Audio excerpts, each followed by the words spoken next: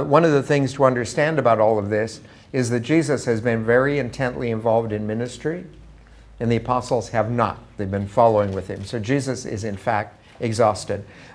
One of the things to tell, incidentally, whether or not you're called to ministry, you should never be exhausted by the ministry you're doing. So like if you're called to be a teacher, you'll be excited about your teaching while you're teaching, and as soon as the class is over, you will pass out, okay? If you're excited about being a parent, you're all excited about everything to do with the kids, and as soon as they go to bed, you pass out, okay?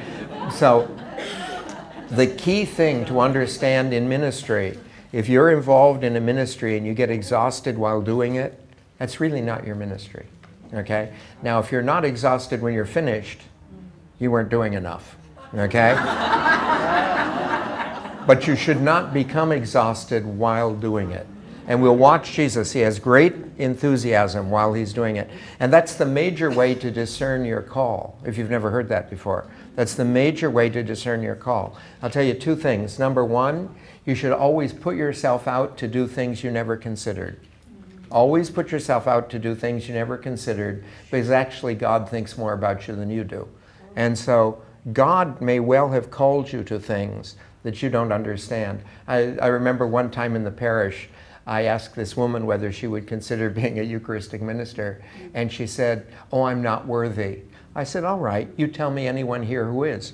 You know, you name the worthy person, we'll grab them, you know." The fact is, what we're involved in, nobody's worthy to do, you know. If Jesus had been looking for worthy people, this is not the planet he'd have hit, trust me, okay? So this isn't really what he's about. But this idea, Jesus, to put yourself out in ministry, a little bit about me. I've told you about some of the difficulties. When I was 3 years old, I had polio, and I was in the hospital for a year.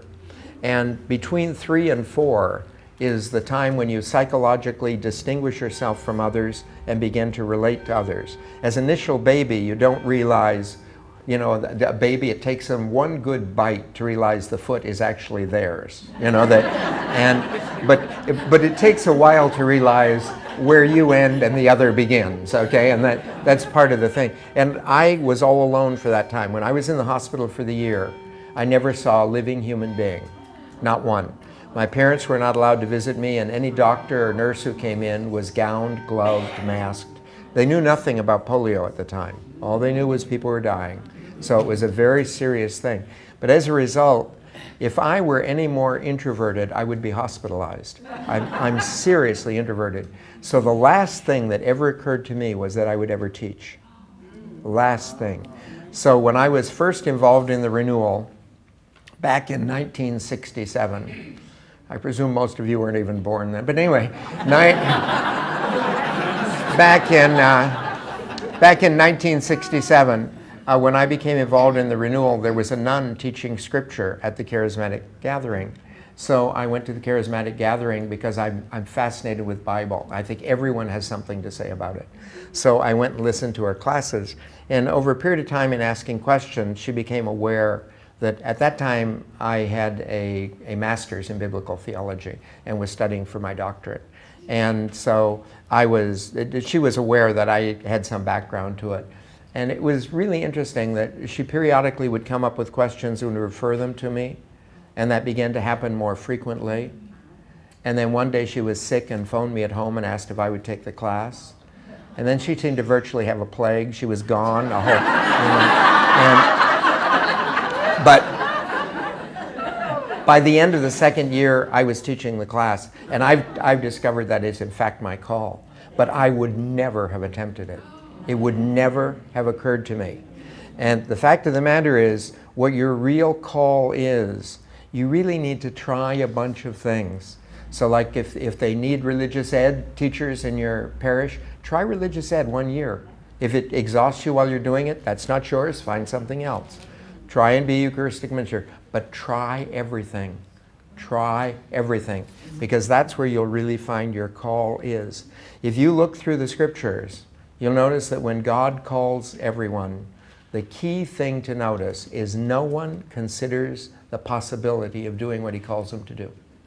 Remember when he takes Moses, Comes down to Moses, I want you to lead my people out of Egypt. He says, you're looking for my brother Aaron. He's a great speaker. Yeah. Simple mistake, God's way up there, he could make that. So what you really want is my brother. Same thing with the Virgin Mary, You'll conceive and bear a son. Just a second. I'm a virgin, we could forgive the angel. They may not be into that kind of biology, but the fact of the matter is, as a virgin, I am unqualified, okay? But that is a fact. You look through the scriptures, none of the great people in the Bible have felt the slightest qualification to do what God intended to do with them. Now, all of them were good people and about wonderful things, but not one of them in any way grasped the greatness to which God called people. I think when you and I come before God, and I don't care, what you think about yourself, your life, or anything, I think the first accusation God will make against any one of us, and long before he mentions sin, the very first accusation was, your dreams were always too small. You should understand a fact right now. You cannot outdream God. And if you have any kind of joy in your life, spend it by trying to outdream him. It would be wonderful to come before the throne of God and say, I spent my whole life trying to outdream you. And God says, well, you got closer than some people, but you'll never outdream God. Just don't be that way. You are Lord of the Holy One. Send your Spirit, come, fall fresh on us. Fill us with your love. Lord, send your Spirit.